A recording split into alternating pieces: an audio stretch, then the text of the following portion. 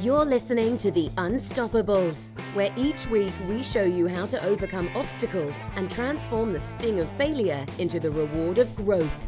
And now, here's your host, best-selling author, keynote speaker, and CEO, Bill Wooditch. You're tuned into that place, the place where we dent the universe with the thoughts, the ideas, the fears and the ultimate triumphs of those people who have gone before and are going now, those people that have gone beyond just being and are becoming something more, those ones that raise the bar. One such guest is Tim Burt. I am honored, I am humbled. I was on his show, his podcast, and it was, for me, one of those seminal experiences where I walk away and say, now that is true greatness, true professionalism. You know, Tim has written, recorded, and produced, get your pen down, maybe a calculator, more than 30,000 commercials over the last 26 years around the world. 30,000. His ads have appeared on virtually every platform imaginable. He's a self-professed advertising junkie. He's been asked to lend his opinions, talk about credibility, during Super Bowl 48 for the Wall Street Journal live commercial blog. He's written ads for a presidential campaign in Ghana, major multinational corporations, and countless small businesses around the globe. I am honored to call him my friend. Tim, welcome to the show. Bill, it is an honor to be here, and the roles are reversed, and now I am in the hot seat, so lay it on me. I'm ready. Let's do this. I got a feeling that anything I could throw that I would think is a fastball, you would jack right out into McCovey Cove if it was San Francisco, or into Three Rivers if it was Pittsburgh, my hometown.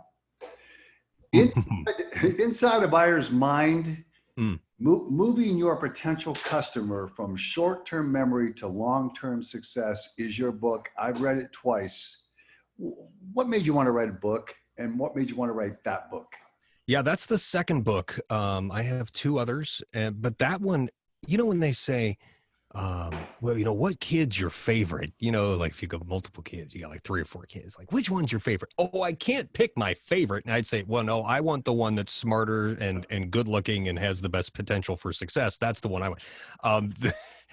It's not a very sexy book, but it is probably my favorite because it delves into the psychological reasons why people buy from you and why they buy from your competitors.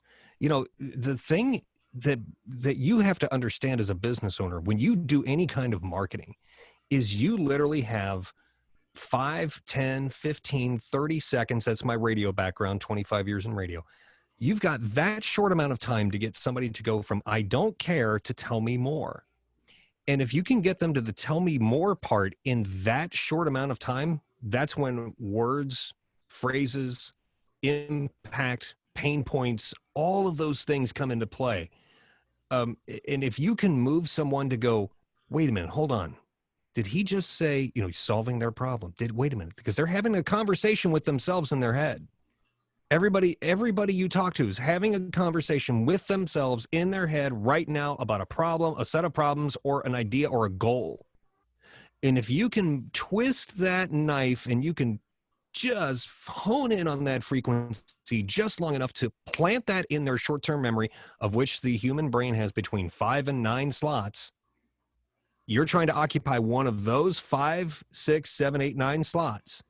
If you can do it long enough to get somebody to go to your website or call you or visit your store or whatever, you got them. There's a really good chance you're going to convert them. And the reason why I wrote this book, and it's not the first book to talk about the psychological effects of sales or marketing.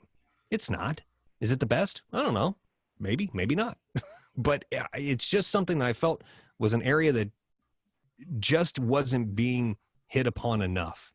And that's the reason why I wrote that book. So you got to understand what people are thinking before you try to pitch them something. And for me, and you address this in your book, there is a point of pain, and we either try to avoid, we try to go toward pleasure and try to avoid pain. That's what we do as humans. And there's so much pain from spending so much money on cotton candy, so much money on a dopamine fix, and so much money down the rabbit hole of media and advertising, not knowing what I was doing and hoping for the best result. Yeah. So I read this book twice and I thought it doesn't fit in just a media slot. This is a sales book. This is a book about how to engage a customer from a point of opening, as you say in one section, under the hood of the human brain, what you're up against daily, what people, like you just mentioned, what people are thinking about. I jumped out in front because you got me all excited because my adrenaline's pumping because it's you. So I want to go to 30,000 feet and come down. You've got a storied career, CBS, radio, big time, and what you're doing now, which is one of the top, you get 5-star podcasts. I want to talk about your background and how you ended up with that, if people can't see it, that Gotham cab fixture behind you. So take me there. Yeah. Well, the weird thing is, I've got 30,000 commercials to my name around the world, sold over $500 million of sales and products and services. And here's the weird part. I have no degree. I have no formal training, and my marketing has won me no awards. And the very brief Cliff Notes version is, this is something I knew I kind of wanted to do as a kid.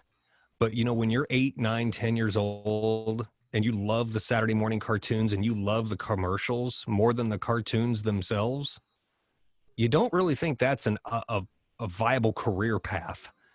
How do I do commercials? I'm 10. How does this happen? I don't know.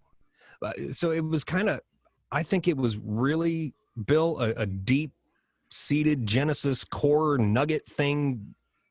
It was just in me. And I took the long, streetwise skill, not the formal education path. I weaseled my way somehow into a job at a radio station when I was getting out of the Air Force. For about a year, that overlapped, where I was working in the Air Force during the day, and overnights, I was working literally overnights, midnight to 6 on the air. Then I'd go home and sleep for about half an hour, get up, work at the Air Force all day, go home and sleep, get up about 11:30, go in and do the overnight shift. And I did that for a little while, but from a year and a half, I went from part-time to being the main morning DJ, because when I was in the radio station, I soaked up everything I possibly could about every area. And the thing I always loved doing was the commercials. And it just came naturally to me. But the biggest hurdle I had to overcome was my lack of formal training, where it almost cost me one time, because I thought, well, I know how to write a commercial. I mean, I've heard, so many of these, I hear 10,000 of these things a day. Well, it's not hard. Well, no, I was just mimicking what I heard other people doing, whether it was right or wrong. I had no idea.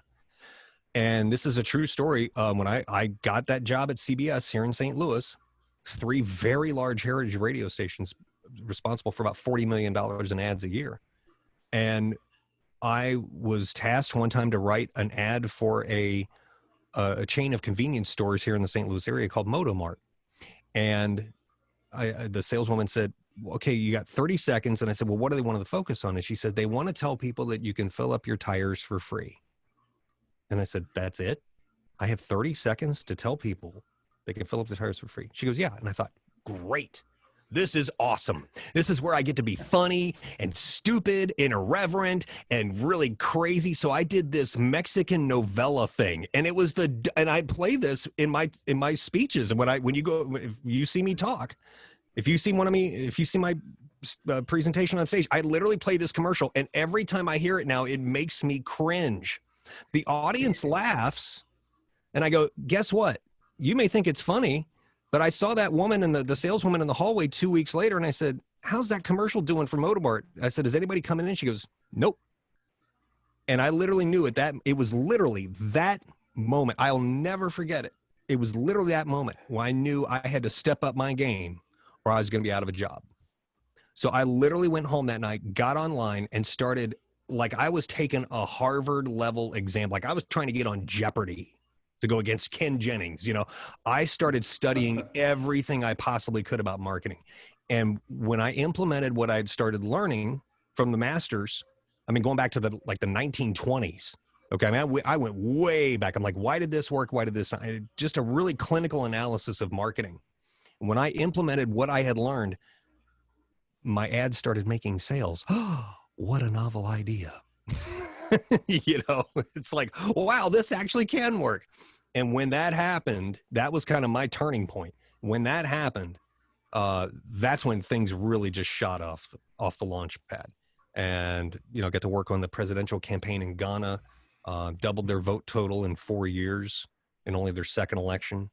You know, it worked with, you know, Burger King, South African Airways, Gray Bar, Toyota. I mean, I've worked with lots of Fortune 500s, but countless small businesses. So and it's a very long-winded answer, and I apologize for that. That's kind of where I'm at. So now I've got my own side business, which I've had for 21 years now. And since I left CBS in 2017, I'm working on stuff in Antigua, Belize, companies in San Diego. I mean, just, it's like you couldn't script this out and take it to a Hollywood producer and say, can you make a movie out of this? Because they'd laugh you out of the room.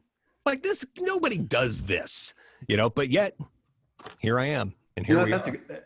That's a great story. And I'm thinking through the story, I'm thinking about the work. And I'm thinking about it's the serious student of success that finds failure, setback, the indispensable teacher.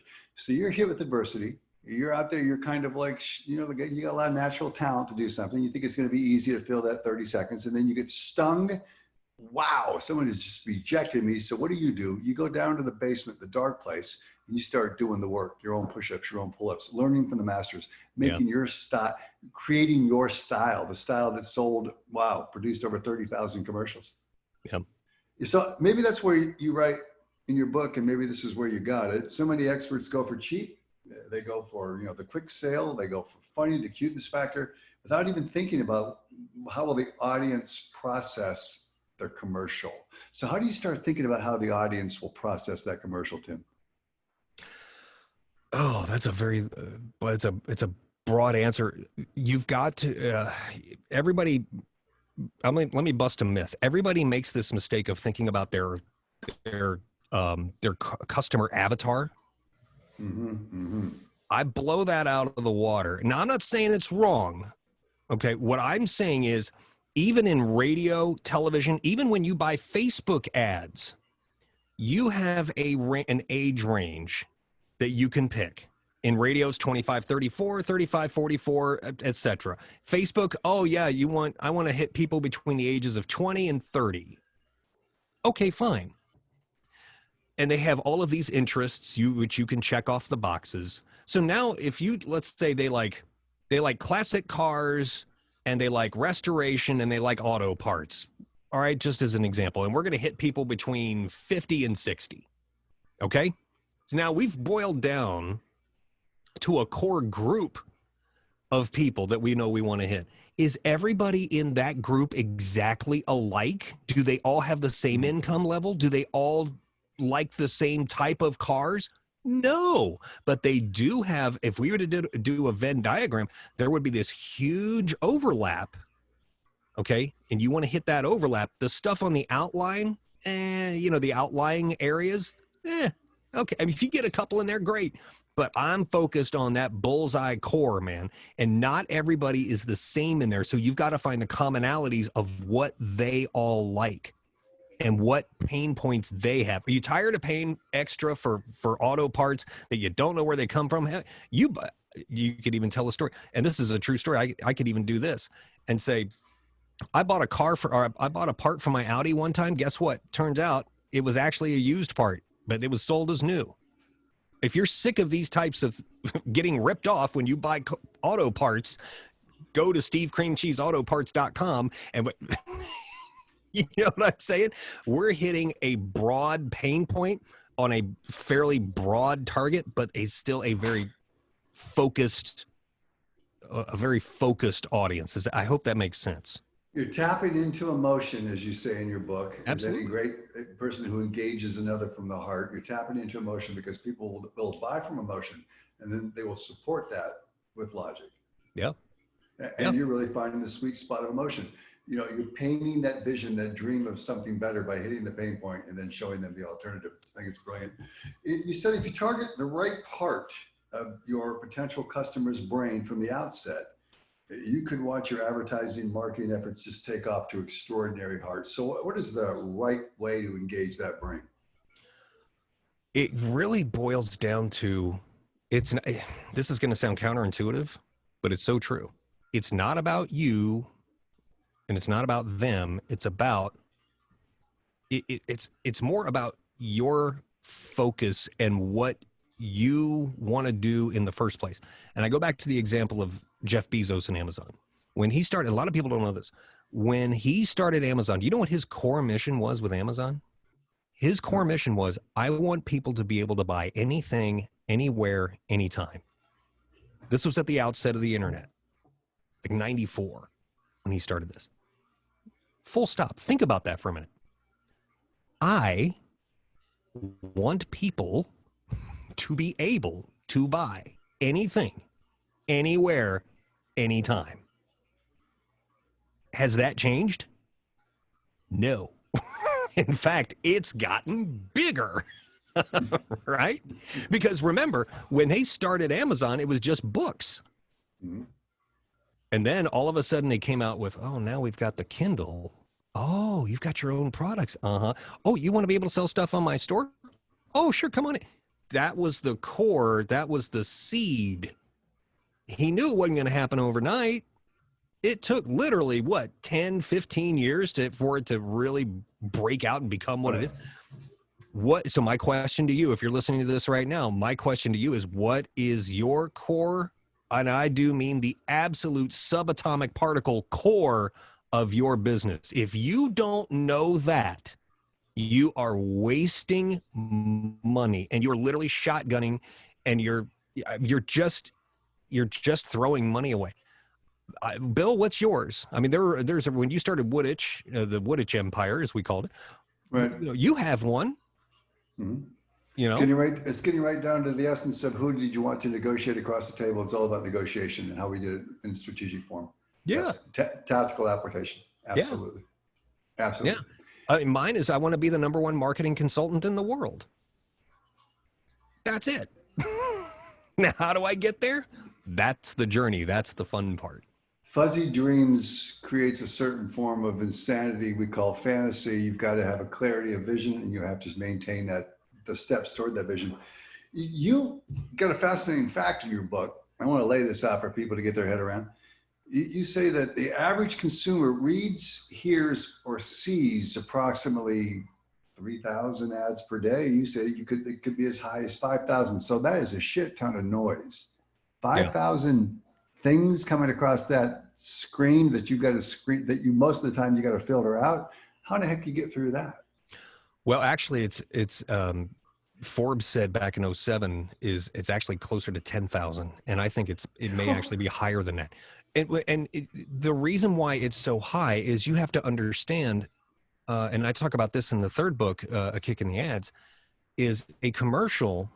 Everybody thinks a commercial is a paid thing that you actually have a campaign for, and we're doing an ad campaign now. Oh, look at us. No. A commercial is any message sent to the public on your behalf. It could be your logo on a coffee cup. It could be the McDonald's logo grilled onto the top of a sandwich, which they actually do.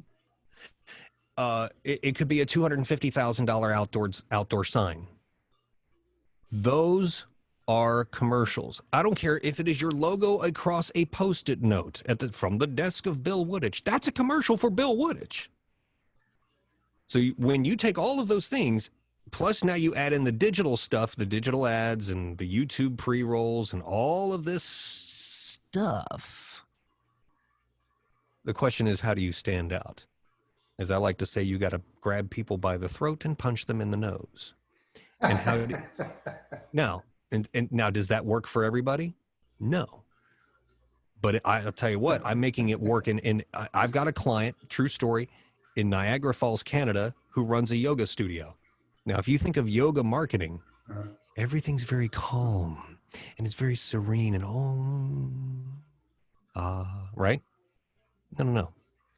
I came up with a slogan for her, and her slogan is we tame wild Canadian children. Yes, even your kids. Because no parent wants to think of their kid as being out of control, ungovernable, untamed. And so you got a picture of this kid sitting there literally doing this doing the yoga pose with the hands outstretched and the fingers to the thumb and all this. She's just doing phenomenally well doing online classes. We tame wild Canadian children. Yes, even yours. Not discover your inner peace. Now, that's them. If everybody's running east, I'm running west. Because I used to say this in my presentations and my talks, and I used to have this big picture of a forest behind me, just nothing but a bunch of trees. Look like the Appalachians, right? Mm-hmm. And I would say, if your business was lost in a forest, would you dress it up as a tree? No. You would set it on fire to get noticed. Yes? I'm all about setting fires.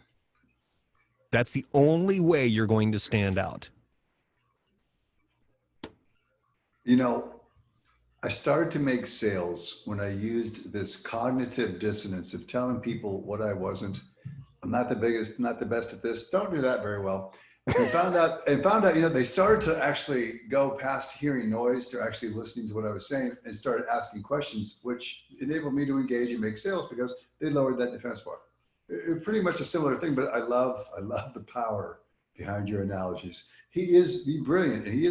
Tim Burt. He's my special guest on the Unstoppables. And Tim, I want people to be able to find you because they're going to be searching right now. Where can we find you? Where can we check out your podcast? marketingwithtim.com. marketingwithtim.com. Everything has shifted over there because guess what? Even I make mistakes, and I used to have like a bunch of different websites and go, oh yeah, we do this. No.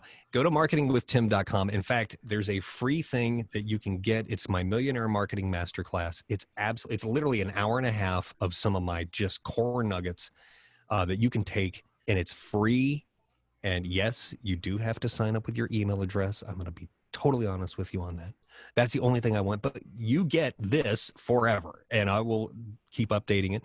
But I would suggest if you're really struggling with your marketing, and I don't care what business you're in, marketingwithtim.com, go there, click the big green box right on the front page. You can't miss it. It's the Millionaire Marketing Masterclass, and sign up for it, and you get instant access. I know he'll be signing up for that. So as soon as the show's over, what you say that when any person on this planet receives a commercial, regardless of where, how, and when, it's sorted into one of three categories. What are those categories? They're sorted into no thanks. I'm just looking, and oh my God, I've got to have that right now. Most of the time, you get if you're, we talked earlier with the guys that are restoring old cars or whatever, looking for car parts, for instance, okay? And we created that Venn diagram with the guys in the middle, that all like between 50 and 60. If you're running a Facebook ad and they like that, they're going to go, most of them, if your message is okay, it's going to be I'm just looking. I'm not interested in that right now. But if your message is it's what I call a dumbass offer. Like, I'd have to be a dumbass not to take this or at least look at this. That's the, oh my God, I got to have this right now. You moved them into that category. It's like, Bill, you go shopping with your wife or girlfriend, significant other, whoever, and she wants to go look at dresses. And you're like, no, thanks. But she drags you to the store anyway, and you're like, oh, God, okay, fine. I'm just doing this to placate you, fine. But then you go look at something you want to go look at. Oh, now we're talking. And then, oh, my God, I've been looking for this forever. Mentally, that happens to everybody on this planet who has any buying power whatsoever. You want to get them from the I'm just looking to the OMG category. Oh my God, I got to have this category. And the fastest and only way to do it is through a powerful core message. This is a true story. I spoke in Fayetteville Rogers, Springdale, Arkansas, Walmart headquarters back in February, and met a person there at my seminar. And he says, I'm from Printova Printing. We print anything on anything. I mean, it literally about took my breath away. That slogan is so good. And I know if I need something printed on something, where am I going to go? Where they print anything on anything. Do you see the clarity is so simple? This really what you're ultimately selling is clarity. Yes. I get what you do. That's a write down. That's a write down. What you're ultimately selling is clarity. And in any business, I always say that when you are unclear, ambiguity is always found against the speaker or the drafter. The speaker or the drafter of the letter or missive or email, that's where ambiguity exists, creeps up, and it will strangle your sales in the crib. No doubt. Oh my God, I'm just looking. No thanks, the trash can. And you actually gave some stats on this. 99.6%, in your opinion, go into the no thanks. 99.6 no thanks, only 0.1%. The other goes into, now I'm just looking, but only 0.1% in the, oh my God, I gotta have that.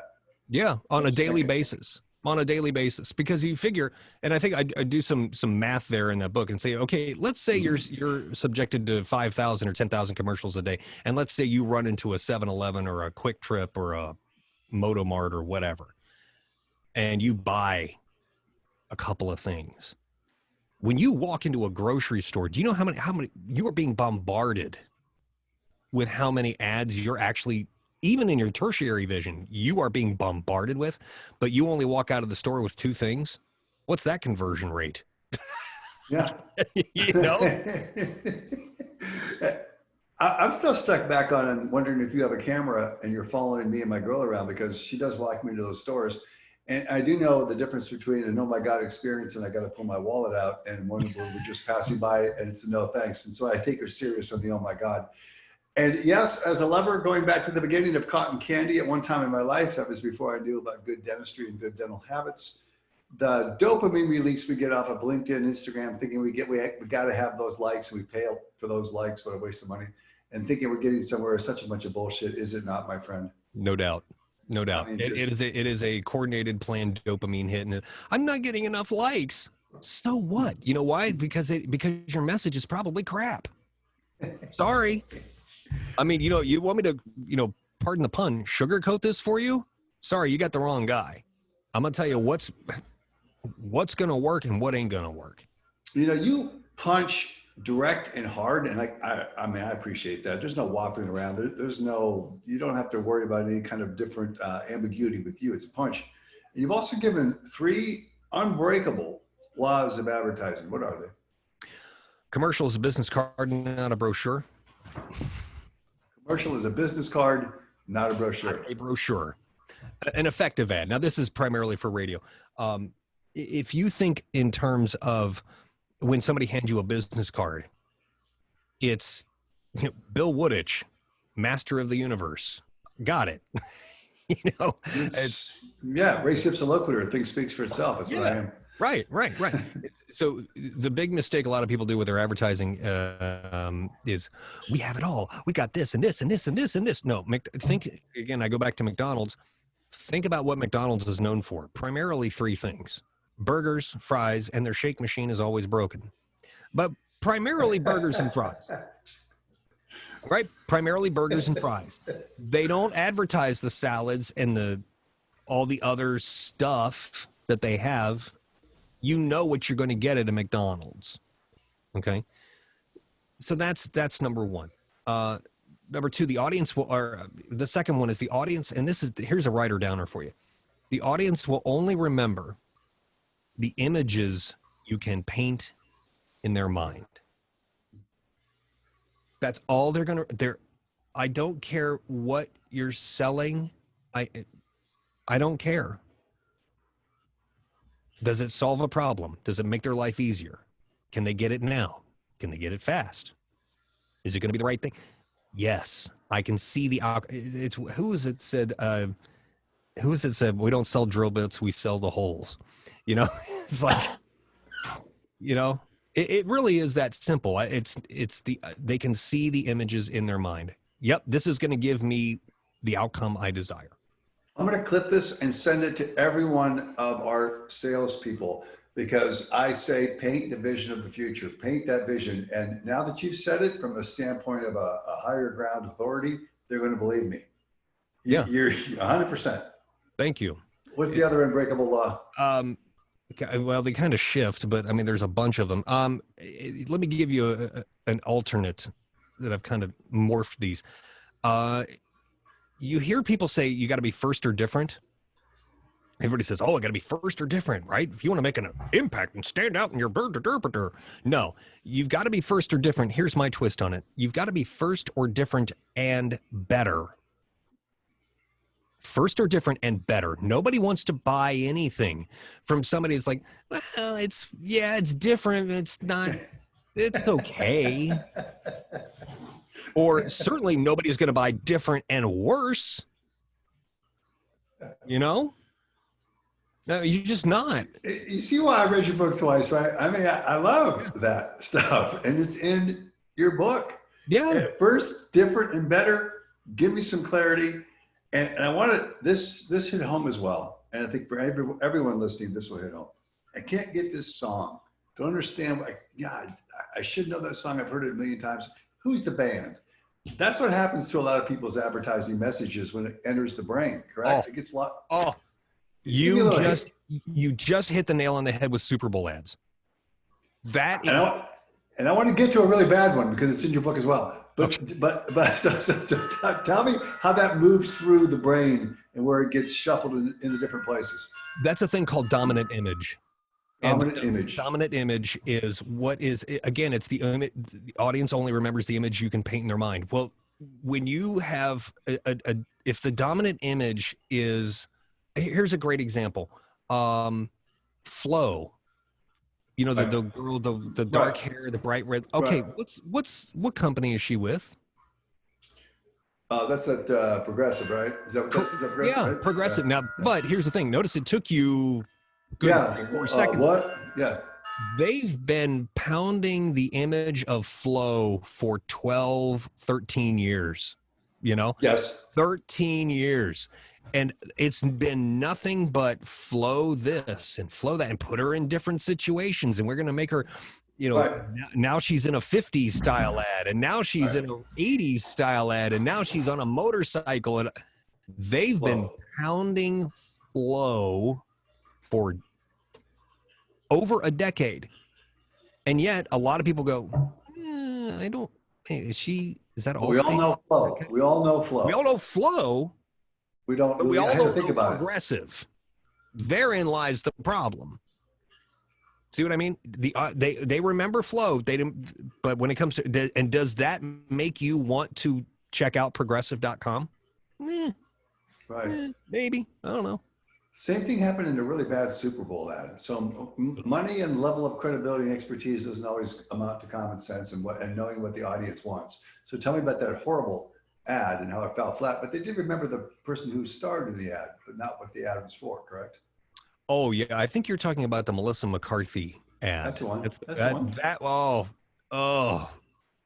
You know when you get like after you run for a while and you get like a physical pain in your side.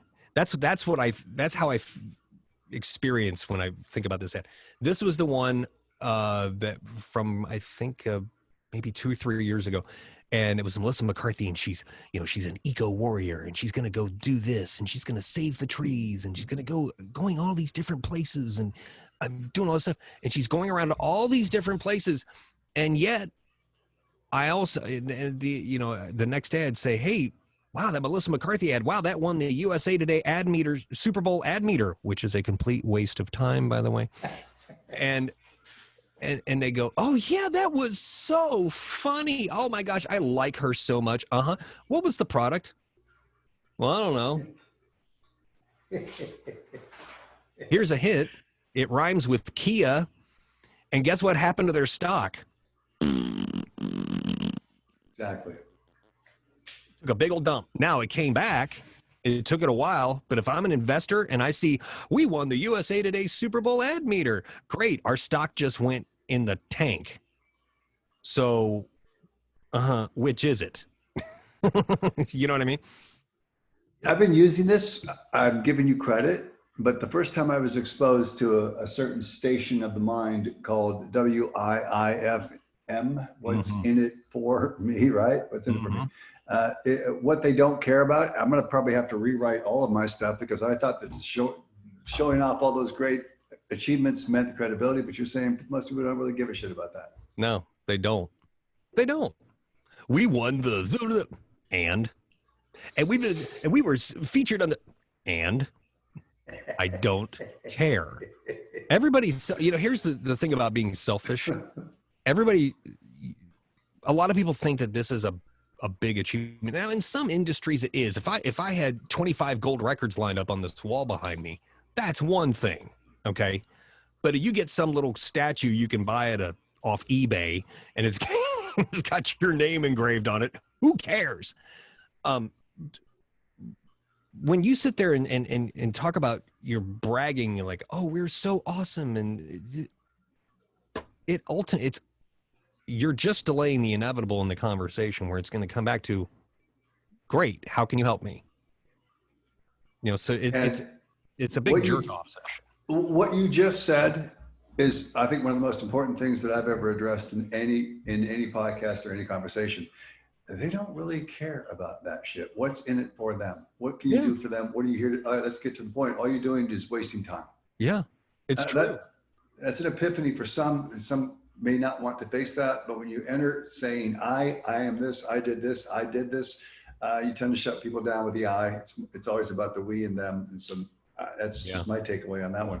Tim, I got to ask you, because we learned about one of your failures, but to be successful and to do what you do, you've always got to raise the bar. And I got to ask you in your terms, not cut and paste, and I know you won't.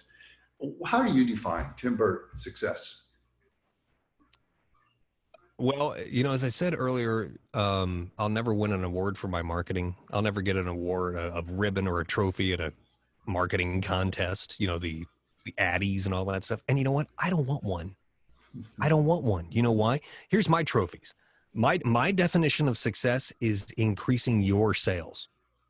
If I increase your sales, I have done my job, and I know that what I have concocted and created for you was successful and hit people, and it convinced them to pull out their wallet or get their credit card or go to PayPal and click, buy, boom, done. I mean, money is how we keep score in this life, like it or not. Yes. And if you can't sell, how are you going to survive? And if you're not going to, if you can't sell, if you're having, as I say, if you have a sales problem, you have a marketing problem. If you have a marketing problem, you got a messaging problem. Brilliant. I mean, guys, it's really that simple. But we complicate, and all these ad agencies try to complicate you with all of these data this and data that. Yes, it's important, but my God, we don't live and die by data. What the hell ever happened to having a hunch? I mean, seriously, whatever happened to, I wonder if we did this and this. Yeah, I know what the numbers say, but you know what? Quit acting like the numbers are God, because they're not. Sometimes you got to go with your gut. I think so many people fail to do that. They fail to go with that gut sense, that gut instinct, that visceral, and they tend to use logic and tend to make the numbers or the facts work the way they want the brain to make it work.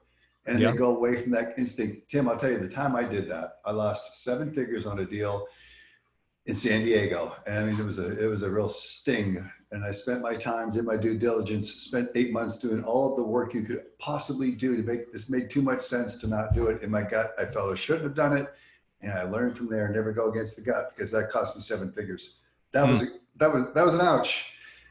Failure is the other side of that coin of success. So how do you define failure, and how do you deal with your biggest one? Oh man.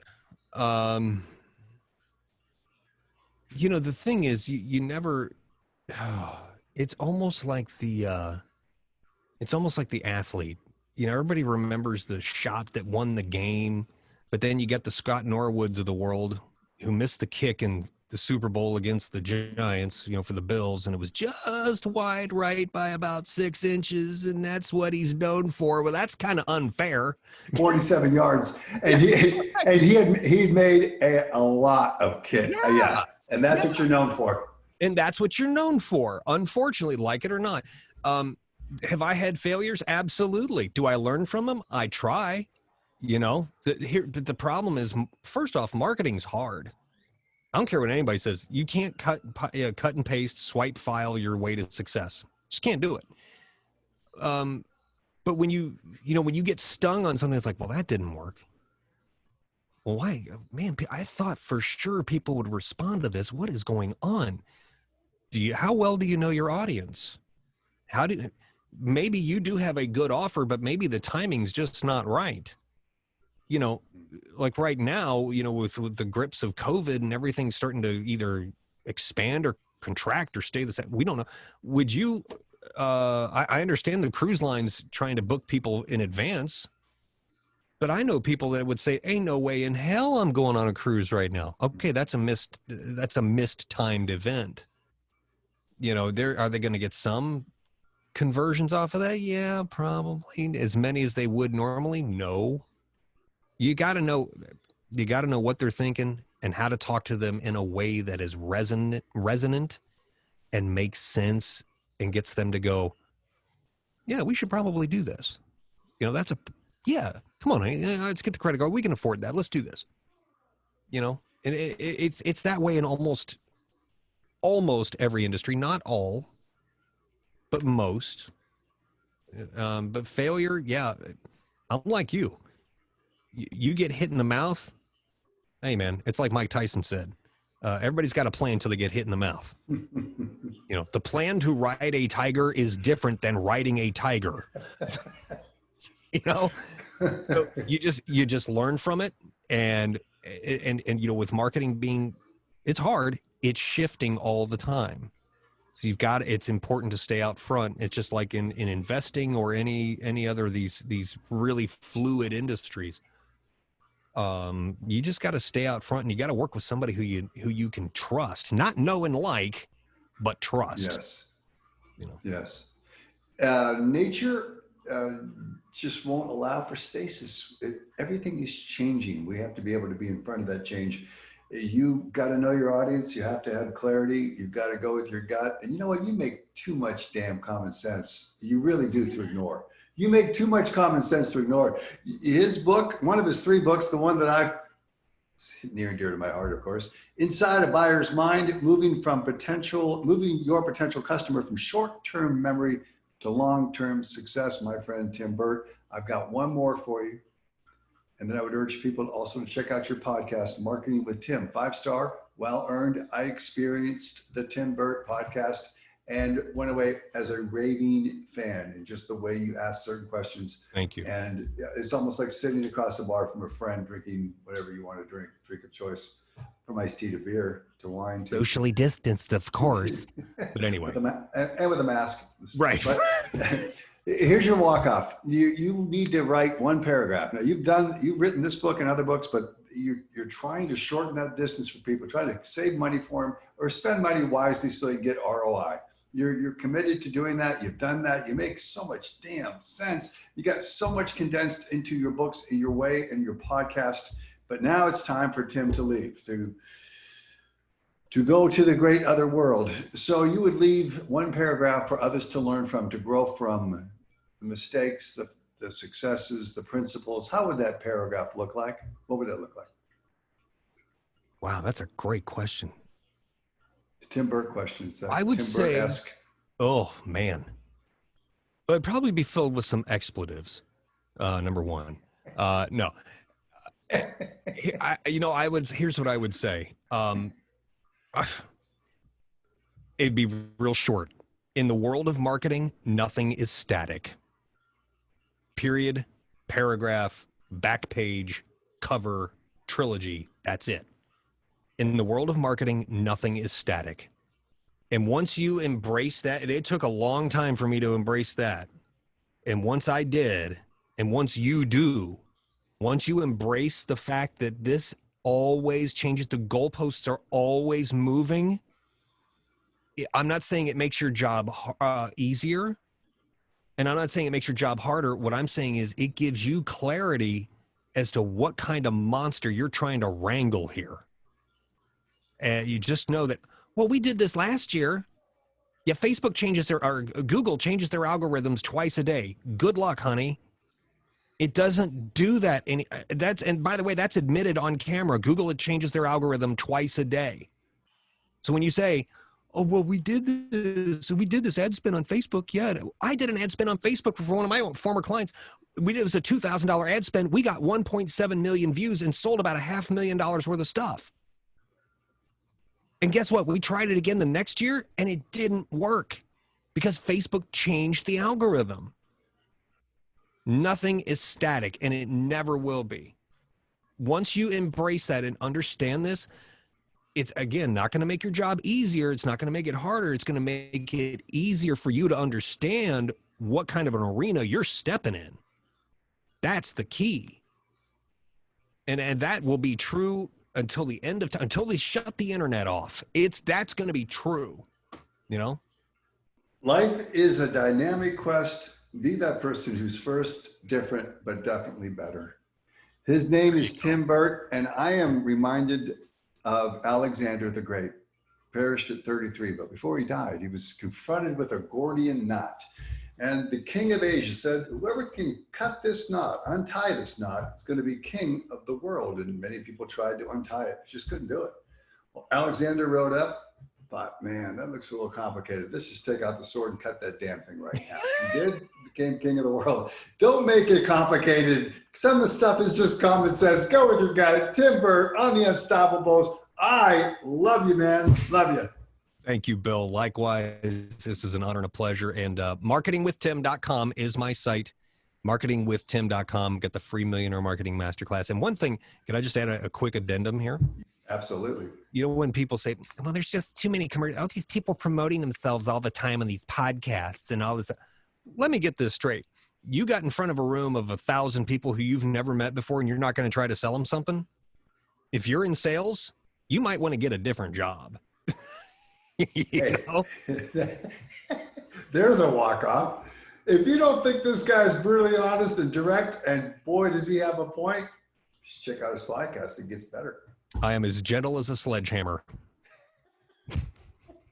Remember, there's something I'm going to walk away with. Remember, it's a lot easier to talk about riding the tiger instead of riding it, right?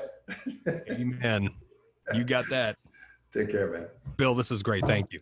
You've been listening to The Unstoppables. If you like today's episode, please consider subscribing. We have a new episode every Thursday. Please help spread the word of the show by leaving us a positive review on iTunes or Stitcher. Those 5-star reviews really help out the show. You can subscribe to The Unstoppables on iTunes, Spotify, or Stitcher to stay up to date on the latest episodes. Thanks again for listening. Always forward.